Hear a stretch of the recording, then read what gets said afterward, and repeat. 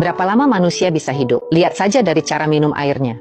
Huang Di Neijing mengatakan, esensi air tersebar ke 4 arah, 5 esensi berjalan bersama. Artinya esensi dari air menyebar ke permukaan kulit, menutrisi 5 organ dan 6 rongga tubuh serta melancarkan meridian. Air adalah sumber kehidupan. Minum air hangat secara perlahan adalah rahasia menjaga hidup yang diwariskan oleh para leluhur. Dengarkan aku jelaskan 5 cara salah minum air yang bisa membawa maut, maka kamu akan mengerti kenapa para lansia yang panjang umur bisa hidup puluhan tahun lebih lama darimu. Dosa pertama, minum air tanpa aturan.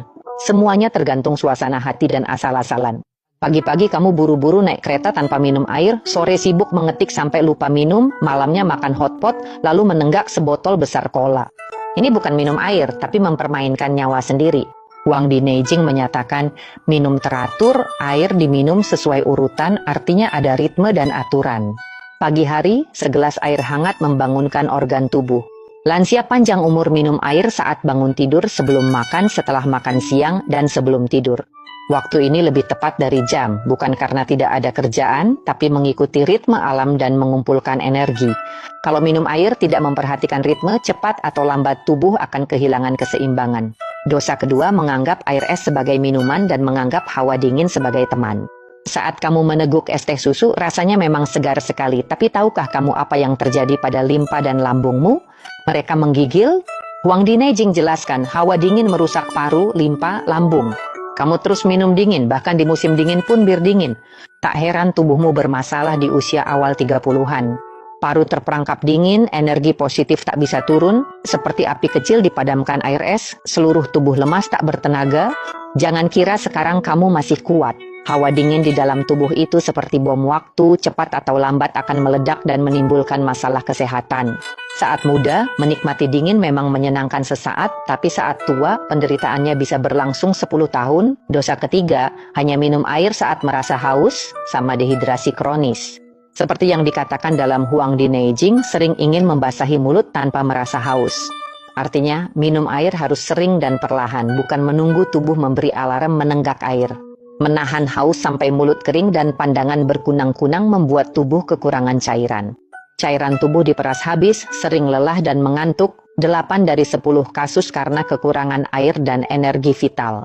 Para lansia berumur 100 tahun tahu pentingnya minum segelas air hangat di pagi hari untuk menghangatkan tubuh dan melembabkan organ dalam. Bagaimana denganmu? Begitu bangun tidur main ponsel, minum kopi dan minuman dingin, tubuhmu seperti padang pasir tandus. Jangan tunggu haus baru minum air, sama seperti menambal perahu bocor. Makna sejati minum air adalah melembabkan tubuh secara halus dan tanpa terasa. Dosa keempat, air putih tidak enak, sengaja diberi pewangi pewarna. Kamu bilang air putih hambar, tapi semua minuman enak itu air gula pewangi buatan. Sekali minum, organ dalammu kerja keras membersihkannya semalaman. Keluarga pengobatan Tiongkok sudah menjelaskan, makanan pokok adalah sumber utama nutrisi, buah-buahan hanya pelengkap. Kalau kamu merasa air putih hambar, lebih baik seduh dengan sedikit kurma merah, tambahkan irisan jahe, kulit jeruk kering, atau goji berry. Selain menambah rasa, juga bisa menyehatkan dan menyeimbangkan energi serta darah. Tapi kamu malah mengaku ingin hidup sehat, di sisi lain justru menambah gula dan pewangi ke air. Yang kamu minum itu penyakit, bukan kesehatan. Mulutmu memang menikmati manis sesaat, tapi tubuhmu harus menanggung pahitnya seumur hidup. Dosa kelima, minum air seperti sapi meneguk paus menelan. Secepat mengalirkan air lewat selang, kecepatanmu minum air bisa menyaingi petugas pemadam kebakaran memadamkan api. Sekali teguk langsung 500 ml, gluk-gluk tanpa henti. Tapi tahukah kamu minum air dengan cara seperti itu justru menyiksa jantung dan limpa lambungmu?